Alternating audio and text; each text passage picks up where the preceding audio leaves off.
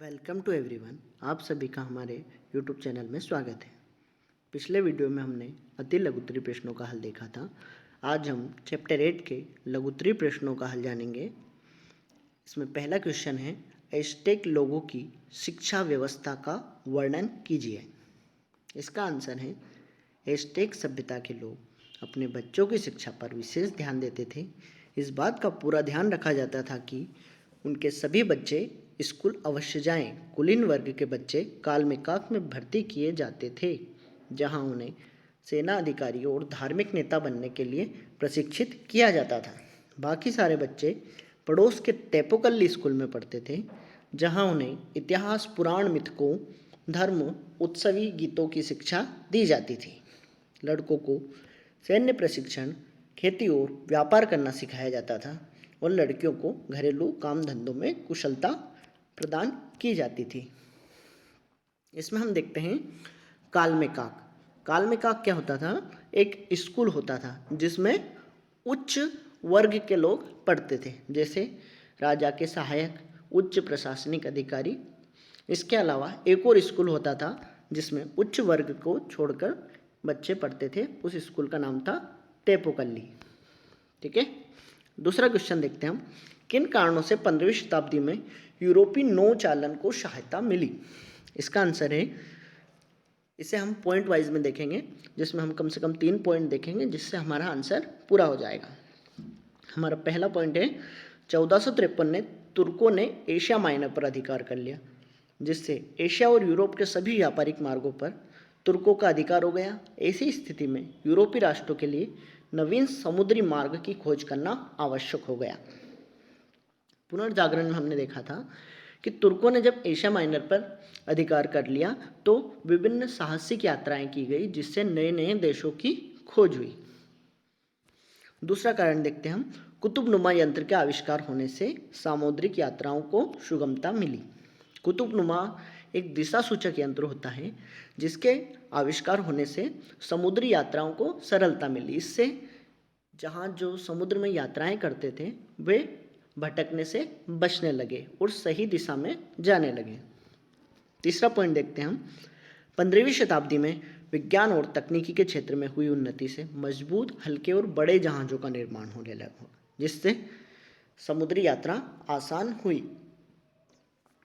इस समय क्या हुआ, तकनीकी की उन्नति होने से बड़े बड़े जहाज बनने लगे, जिससे उनमें अधिक सामान लाया जा सकता था, क्योंकि रसद आपूर्ति, जो खाने के लिए लंबी जहाज की यात्राओं में खाने की पर्याप्त आवश्यकता जरूरी होती है। इसके अलावा उस पर अधिक व्यक्ति जा सकते हैं और नई नई तकनीकी से जहाज़ों को मजबूत बनाया गया, जिससे कि वे समुद्री तूफानों को झेल सके।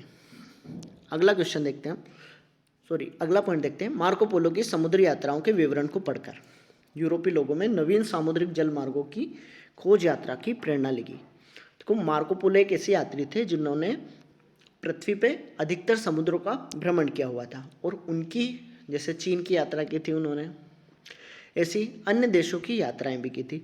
अब उन्होंने यात्रा के साथ साथ क्या किया था कि अपने यात्रा के विवरण को पुस्तकों में लिखा था, जिससे आने वाले लोग उन पुस्तकों को पढ़कर अनेक यात्राएं करने लगे, क्योंकि उससे उनकी उत्सुकता बढ़ने लगी थी। अगला क्वेश्चन देखते हैं हम, इंका लोगों की कृषि व्यवस्था का वर्णन कीजिए। इसका आंसर है, इंका सभ्यता के लोगों की आजीविका का प्रमुख साधन कृषि था। उनके यहाँ जमीन खेती के लिए बहुत उपजाऊ नहीं थी, इसलिए उन्होंने पहाड़ी इलाकों में सीढ़ीदार खेत बनाए और जल निकासी तथा सिंचाई की प्रणालियाँ विकसित की। इंका लोग शकरकंद, मक्का, आलू उगाते थे और भोजन तथा श्रम के लिए लामा पालते थे। देखो, हमने देखा था कि इंका सभ्यता कहाँ विकसित हुई है? दक्षिण अमेरिका में। दक्षिण अमेरिका में पहाड़ी क्षेत्र में। हमने एक शहर का नाम भी सुना है, माचू पिच्चू। ये शहर क्या था? पहाड़ी पर काफ़ी ऊंचाई पर बसा हुआ था। अब इन लोगों के पास क्या था? उपजाऊ भूमि क्यों नहीं थी? क्योंकि ये पहाड़ों पर रहते थे, और उस समय क्या होता था, सिंचाई के लिए समस्याएं आती थी जब पहाड़ी पर होते थे। लेकिन इस सभ्यता के लोगों ने सीढ़ीदार खेत बनाए, जिससे कि इनकी फसल उत्पादित होने लगी। इसके अलावा इन्होंने क्या किया, सिंचाई की व्यवस्था, मीन्स क्या, तालाबों, छोटे छोटे नहरों के माध्यम से इन्होंने सिंचाई व्यवस्था की प्रणालियां विकसित कर ली थी, जिससे ये मक्का आलू की फसलें उगाते थे और खेती के लिए लामा नाम का एक पशु पालते थे जो पाया जाता है पहाड़ी इलाकों में। ठीक है, अगला क्वेश्चन देखते हैं। एस्टेक और इंका सभ्यता यूरोपीय संस्कृति से किस प्रकार भिन्न थी? इस क्वेश्चन में हमें देखना है एस्टेक और इंका सभ्यता का यूरोपीय सभ्यता से अंतर। ठीक है, अब हम पे एक पॉइंट में समझते हैं। एस्टेक और इंका सभ्यता में समाज श्रेणीबद्ध था, लेकिन यूरोप की तरह कुछ लोगों के हाथों में संसाधनों का निजी स्वामित्व नहीं था। मतलब एस्टेक और इंका जो सभ्यता थी वो क्या थी? कबीलाई पद्धति और ग्रामीण अर्थव्यवस्था पर आधारित थी, लेकिन यूरोप की अर्थव्यवस्था क्या थी? पूंजीवादी अर्थव्यवस्था की ओर बढ़ रही थी, जिससे क्या था?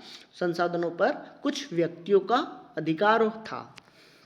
ठीक है, दूसरा पॉइंट देखते हैं। एस्टेक और इंका सभ्यता में भव्य मंदिर बनाए जाते थे और उनमें सोने का उपयोग किया जाता था, लेकिन सोने और चांदी को अधिक महत्व नहीं दिया जाता था, जबकि यूरोपीय समाज की स्थिति इसके विपरीत थी। हमने एस्टेक और इंका सभ्यता में पढ़ा है कि वहाँ पर बड़े बड़े मंदिर बनाए जाते थे और उनमें सोने का उपयोग किया जाता था, लेकिन वो क्या करते थे? सोने को महत्व नहीं देते थे, वो किसी दूसरी चीज़ के भी बदले सोने को दे देते थे। लेकिन यूरोपीय लोग क्या होते थे? सोने को अधिक महत्वपूर्ण मानते थे और उनके व्यापार में सोना महत्वपूर्ण वस्तु था। इसलिए और इसी कारण से उन्होंने जो सभ्यताएं थी एस्टेक, इंका और अरावाक सभ्यता, इन पर आक्रमण भी सोने के कारण ही किया है। अगला पॉइंट देखते हैं। एस्टेक और इंका सभ्यता में लेखन कला का विकास नहीं हुआ था, जबकि यूरोपीय में हो चुका था। एस्टेक और इंका सभ्यता हमने देखा है कि यहाँ पर क्या हुआ था? लेखन कला का विकास नहीं हुआ था। कुछ में गणितीय प्रणाली विकसित हो गई थी, जैसे हमने क्विपू देखा है, लेकिन ये क्या था? एक प्रणाली थी जिसमें धागे में गांठें लगाते थे और उनको गिनकर गणित का ज्ञान प्राप्त करते थे। लेकिन यूरोपीय व्यवस्था में एक लिपिबद्ध भाषा थी। अगला पॉइंट देखते हैं। एस्टेक और इंका सभ्यता की अर्थव्यवस्था का आधार कृषि था, तो वहीं यूरोपीय अर्थव्यवस्था कृषि और व्यापार पर आधारित थी। एस्टेक और इंका सभ्यता हमने देखा कि इनमें कृषि की जाती थी, विशेषतः मक्का, आलू, शकरकंद, इस प्रकार की कृषि करते थे। लेकिन यूरोप में अधिकांश देश क्या होते हैं? उनमें कृषि नहीं होती थी, होती भी थी तो बहुत कम होती थी। उनकी अर्थव्यवस्था मुख्यतः व्यापार पर निर्भर होती थी। वे दूसरे देशों को वस्तुओं का आयात निर्यात करते थे और इसी व्यापार के कारण वो इंका और एस्टेक सभ्यता के संपर्क में भी आए थे। अगला क्वेश्चन देखते हैं। अरावाक लोगों की विशेषताओं का वर्णन कीजिए।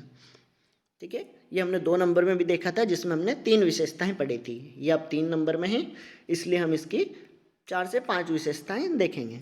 जैसे हमने पहला पॉइंट देखा था, अरावाक समुदाय के लोग बृहत्तर एंटीलीज और बहामा द्वीप समूह में निवास करते थे।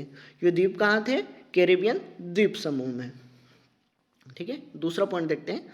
अरावाक लोग लड़ने के बजाय आपसी बातचीत से झगड़ा निपटाना अधिक पसंद करते थे। मीन्स ये लोग क्या करते थे? शांतिप्रिय व्यक्ति थे, या आपस में लड़ते झगड़ते नहीं थे। इस समुदाय में बहुविवाह प्रथा प्रचलित थी। ये तो आप समझ गए होंगे। चौथा पॉइंट देखते हैं। इस सभ्यता के लोग सामूहिक कृषि करते थे। सामूहिक कृषि मीन्स खेत तो होता था, लेकिन उस पर सभी का अधिकार होता था, निजी स्वामित्व नहीं होता था, किसी व्यक्ति का अपना स्वयं का खेत नहीं होता था, वो खेत होता था समाज का। अगला पॉइंट देखते हैं। इस सभ्यता में समुदाय के लोग अपने बुजुर्गों के अधीन संगठित रहते थे। इसका अर्थ है कि जो बड़े बुजुर्ग होते थे वे समाज में सम्मान्य होते थे और वही अपने समाज को आगे बढ़ाने का कार्य करते थे। अगला क्वेश्चन देखते हैं। माया संस्कृति का वर्णन कीजिए।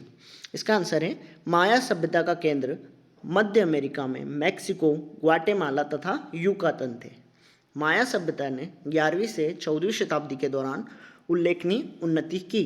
मक्के की खेती उनकी सभ्यता का प्रमुख आधार थी। उनके खेती करने के उन्नत और कुशलतापूर्ण तरीके थे, जिसके कारण खेतों में बेशुमार पैदावार होती थी।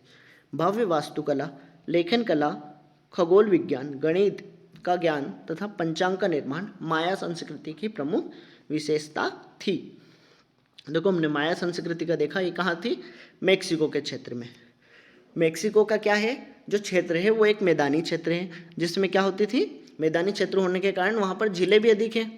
अब उन झीलों से क्या होता था, उत्पादन अधिक होता था क्योंकि सिंचाई की व्यवस्था हो गई थी, जिसके कारण वहाँ पर अच्छी फसल की पैदावार होती थी। इसके अलावा वहाँ पर वास्तुकला, लेखन कला, खगोल विज्ञान और गणित और पंचांग का निर्माण भी माया सभ्यता ने कर लिया था। मीन्स क्या थी, ये सभ्यता उन्नत अवस्था में पहुँच चुकी थी। अगला क्वेश्चन देखते हैं, एज़टेक और मेसोपोटामिया सभ्यता की तुलना कीजिए। इसका पॉइंट में देखते हैं हम। जैसे पहला पॉइंट देखते हैं, एज़टेक सभ्यता का विकास मेक्सिको की मध्यवर्ती घाटी में हुआ था, जबकि मेसोपोटामिया सभ्यता का विकास इराक में दजला एवं फरात नदी के मध्य में हुआ था। जैसे एज़टेक सभ्यता हमने देखा मेक्सिको की झीलों के आसपास इनका विकास हुआ था। ऐसे ही दजला और फरात नदियों के दोआब में, दोआब क्या होता है, दो नदियों के बीच का स्थान, क्योंकि ये नदियों द्वारा बनाया जाता है इसलिए ये अधिक उपजाऊ होता है। ठीक है, दूसरा पॉइंट देखते हैं, एज़टेक सभ्यता ग्रामीण सभ्यता थी, जबकि मेसोपोटामिया सभ्यता एक शहरी सभ्यता थी। एज़टेक सभ्यता में हमने पढ़ा था कि वो क्या थे, एक हिसाब से कबीला व्यवस्था पर निर्भर होते थे, लेकिन मेसोपोटामिया में हमने बहुत सारे शहरों का नाम देखा है जो अधिकतर शहरों का विकास हो गया था, जैसे उरुक, मारी, बेबीलोन, ये क्या है, मेसोपोटामिया के शहर थे। तीसरा पॉइंट देखते हैं, एज़टेक अर्थव्यवस्था का आधार कृषि था, जबकि मेसोपोटामिया सभ्यता का आधार कृषि, पशुपालन और व्यापार भी था। देखिए हमने देखा है एज़टेक व्यवस्था के क्या थे, सिर्फ कृषि करते थे, और कैसी कृषि, सिर्फ अपनी आवश्यकता के लिए कृषि करते थे। जबकि मेसोपोटामिया सभ्यता के लोग क्या थे, व्यापारिक सभ्यता थी। इसमें बहुत सारे देश, जैसे सिंधु घाटी सभ्यता, सिंधु घाटी सभ्यता से भी इनका व्यापारिक संपर्क था, वस्तुओं का लेन देन या विनिमय अन्य सभ्यताओं के साथ ये करते थे। इसके अलावा ये क्या करते थे, स्टेपी क्षेत्र था, वहाँ पर क्या है, घास की अधिकता है, जिसके कारण पशुपालन भी वहाँ पर होता था। इसके अलावा यहाँ पर नदियों के कारण, जैसे दजला और फरात नदी थी, तो उनके आसपास कृषि भी की जाती थी। अगला क्वेश्चन देखते हैं, कौन सी खाद्य वस्तुएं दक्षिण अमेरिका से बाकी दुनिया में भेजी जाती थी।